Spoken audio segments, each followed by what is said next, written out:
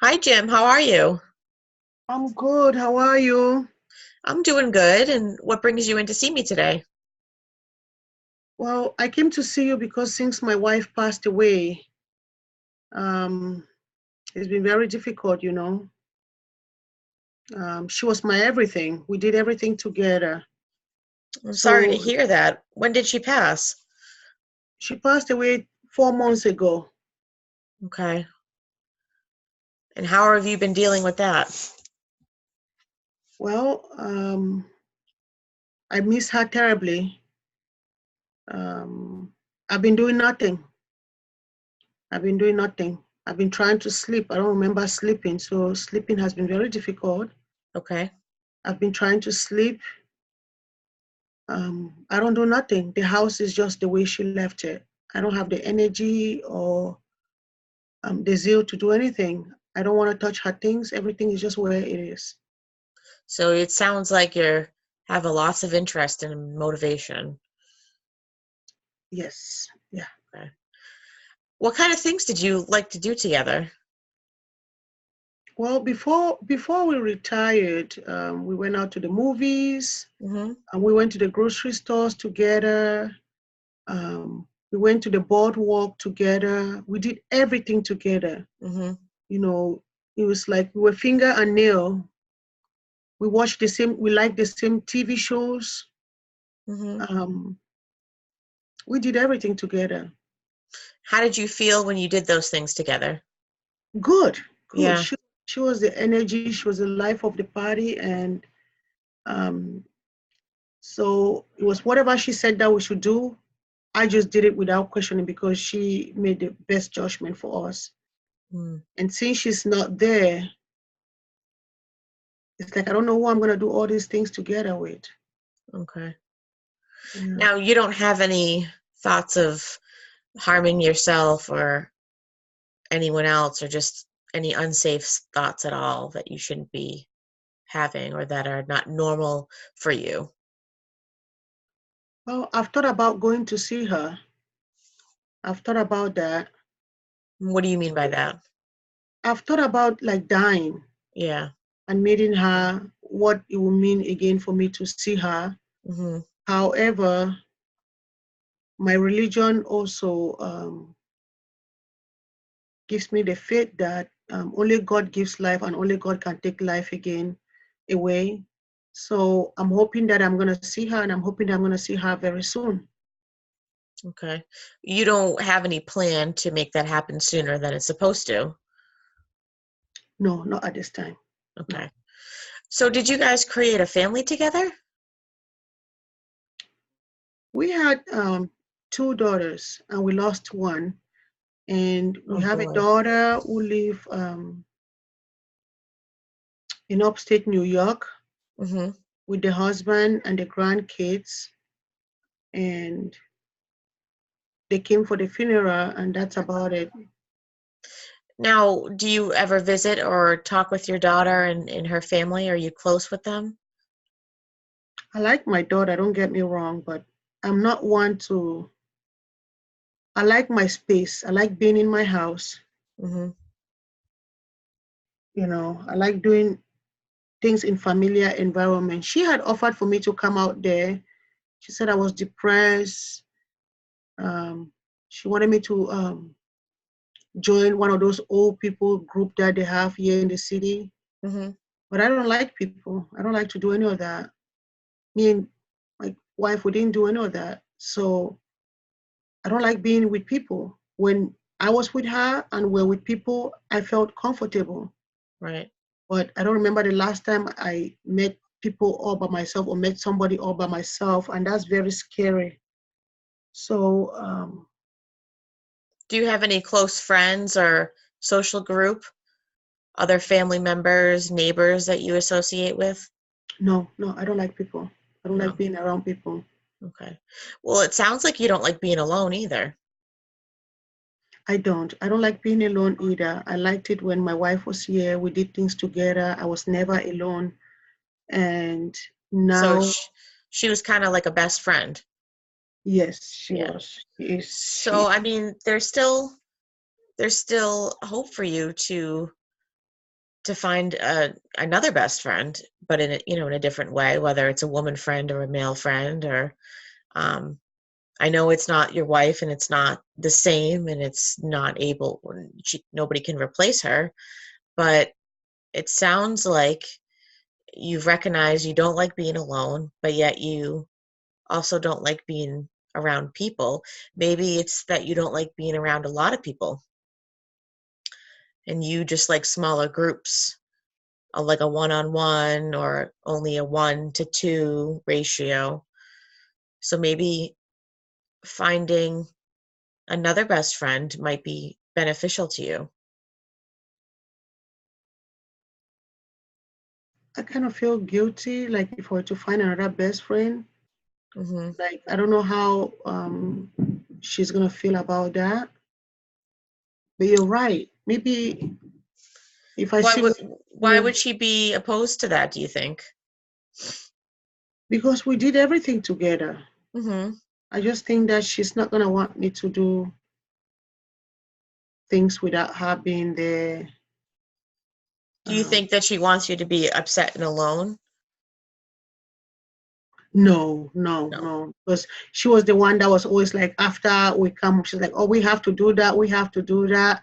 We can't just sit here. If you don't use it, you lose it. Right. So she had us going for walk, you know. So she always made plans for us to go. I think she's gonna want me to go, but Have you thought about any grieving groups I've where they not thought. go and a lot of people that lose loved ones go and meet in a group and talk about their feelings. People can relate to one another. You can gain and network friends that way, meet other women who have lost their husbands and vice versa. It may not always be a spouse, maybe a mother who loses a child. It's just losing a loved one, and there's groups for that, where you can get together and each of you can support each other because you're both grieving in a similar way or grieving the same thing, which is losing a loved one. Oh, they have that? Yeah. So that can satisfy. You said your wife would always say, if you don't use it, you lose it, and go for walks and go out. I mean, that would get it be a start. It's not a big group. We can find smaller groups that are more for your needs. So it's not like you have to be around a lot of people, because I know that's not a favorite thing of yours. But then again, you're not alone. So it sounds like you need something in the middle.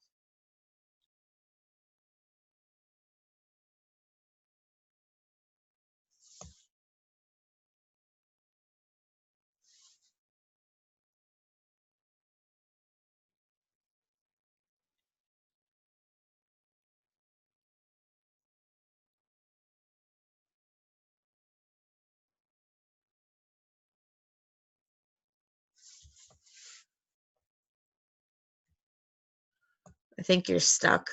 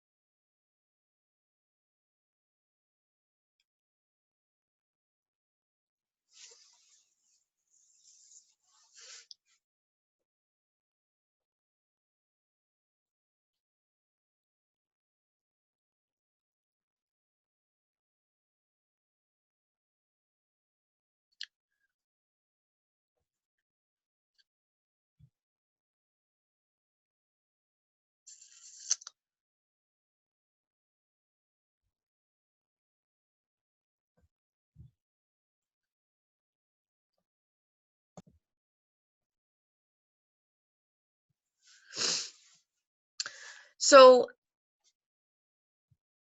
is this something, the grief group, that you would be interested in? Yes, I think I can give it a try. Yeah. Okay. Now, are there any obstacles that would be in your way that would maybe prevent you from going?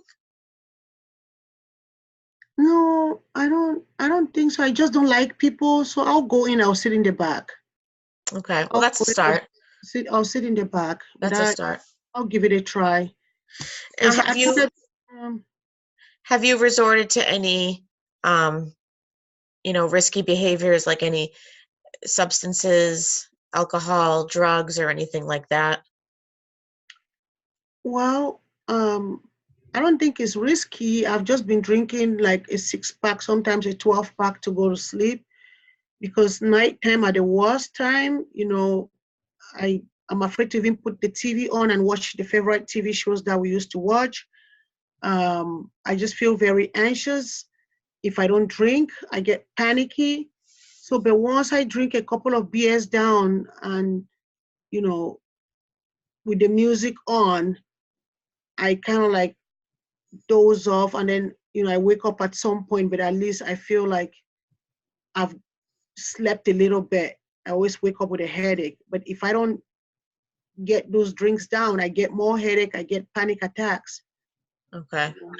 So it sounds like and we won't be able to resolve all of this today, obviously, but we'll have to dig into this part a little deeper. So you're having issues with thinking and panicking and trouble sleeping, which is going to take a major toll on your health.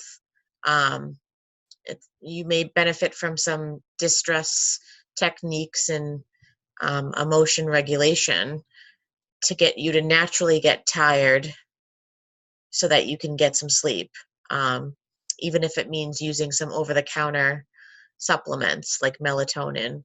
Um, but we'll do one thing at a time, and maybe get you out and on a normal routine and schedule, and get your body tired during the day so that you sleep restfully at night. So we Okay. can start there, um, and then we can talk about your substance use and work on that, and some relaxation techniques. Okay. Okay, I think so that's a good we'll do one idea. step at a time. But we're gonna have to dig in deeper to this substance, this drinking thing, because this is sounds like this is a bigger problem than maybe you realize. Yeah, my wife wouldn't have wanted me to do that. Yeah. All right, so why don't we start there? We'll give you some information to start the grief groups that are local to you, easy, accessible, and we can talk about the ones that you would like or interested in, figure out how many people it can hold, if it's too much, too little, not enough, and we'll start there, and then we'll have a follow-up after you go to your first grief group, Okay. All right. okay? Yeah, I think that's a good idea. And then we can keep tweaking the plan to best serve, your particular needs. Okay. All right. Absolutely. So Yeah. why don't you call me after you go to your first grief group, after we can walk out and I can give you some paperwork to look over the options that are local to you. Yes. Yeah. Okay. Absolutely. All right. Thank you. All right. All right, we'll swap.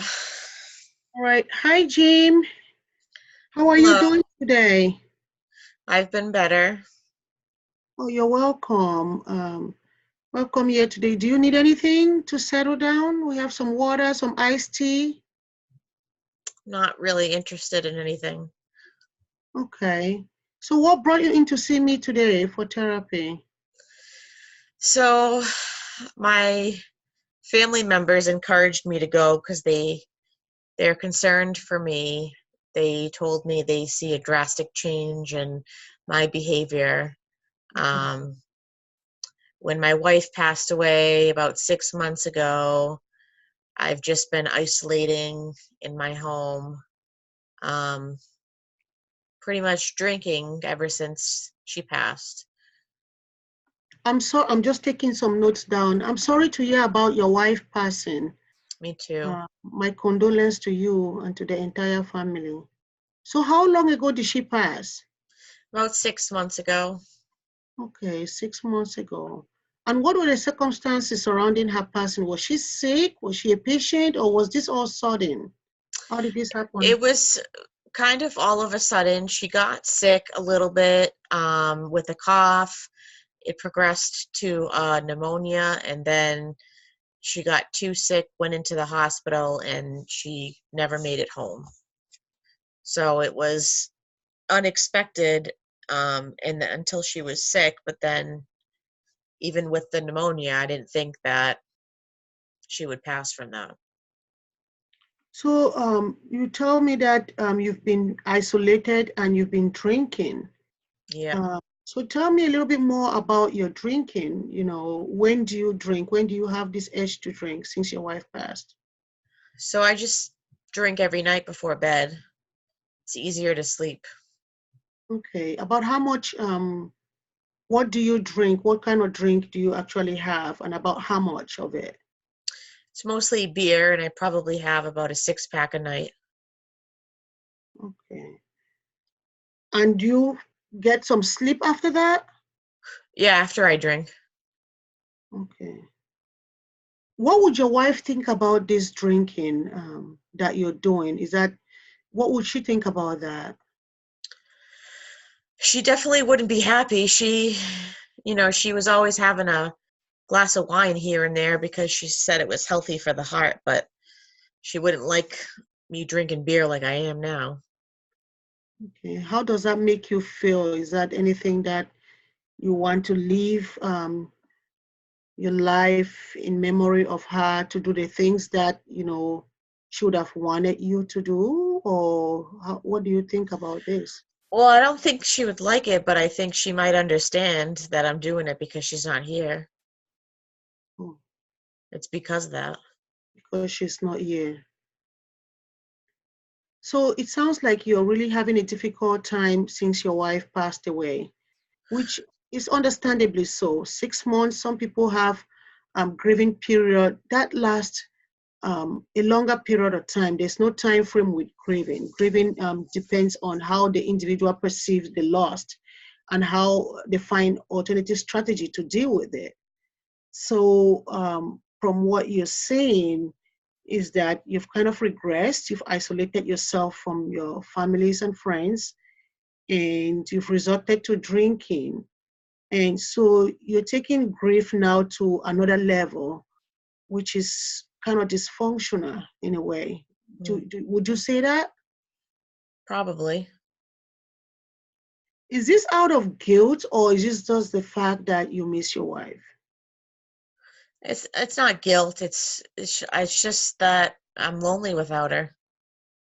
Okay, I'm sorry about that. And what do you do about, being lonely? What do you do? Well, I like being alone. I just don't like being without her. I like being with just her and not really other anybody else. Well, unfortunately, she's not here now. And so, how do you plan to manage this loneliness that you're having? Do you have some friends, neighbors that you guys used to hang out together that you can, you feel comfortable enough to be around them and talk about, her passing? Do you have any friends that have lost either their wife or their husband as well? Um, I mean, not too many. We're only 70 years old, so not many of our friends have passing spouses. And we kind of really didn't have many friends because we pretty much just did everything together. And this is not uncommon, when people are married for so long, like you guys have been, you tend to, coexist for one another with one another. And so when one of the partners eventually passes away, it really takes some new strategies, some new learning new tricks, how to deal with the passing of your wife, and then how you can move forward with that. What advice or comfort would your wife give you at this point? Let's say, for example, your wife was here and you were going through this. How would she advise you or comfort you during this? How did she do for other people? She would probably want me to continue doing the our usual, going to the store, going to the grocery store, going to, the gas station, the doctor's appointments, taking my walk, Okay. um, checking the mail. We have a couple of shows that we watch together at night. She'd probably still want me to continue doing our usual routine. That is very good. That sounds like she was a very good person, would want you to progress, would want you to continue living the best life that you possibly can.